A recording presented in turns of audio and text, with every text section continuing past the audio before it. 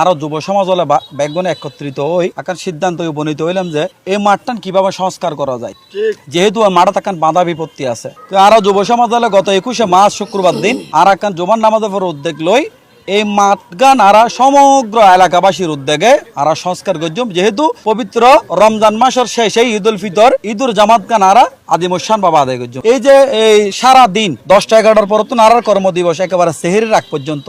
তো ইয়ানতুন আজি আর একখান শিক্ষা পাইলাম সর্বসম্মতি এবং মানুষ যদি একতা তাহে, মানুষের যদি আন্তরিকতা তাহে, তাহলে প্রত্যেক বালা হাজ গরণ সম্ভব, ইয়ান যতই বড় হামক না কেন।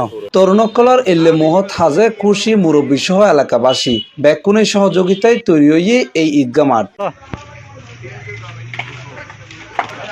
তরুণকলার অক্লান্ত পরিশ্রমের মাধ্যমে পুরোপুরি প্রস্তুত করা এই ঈদগাহ মাঠ বিভিন্ন কালারের লাইট আর বেলুন দিয়ে সাজাইয়ে তারা ঈদের দিন 8টা 30 মিনিটে পবিত্র ঈদ উল ফিতরের নামাজ আদায় করাইব। ব্যাকুনলে উন্মুক্ত করাইয়ে এই মাঠ গো।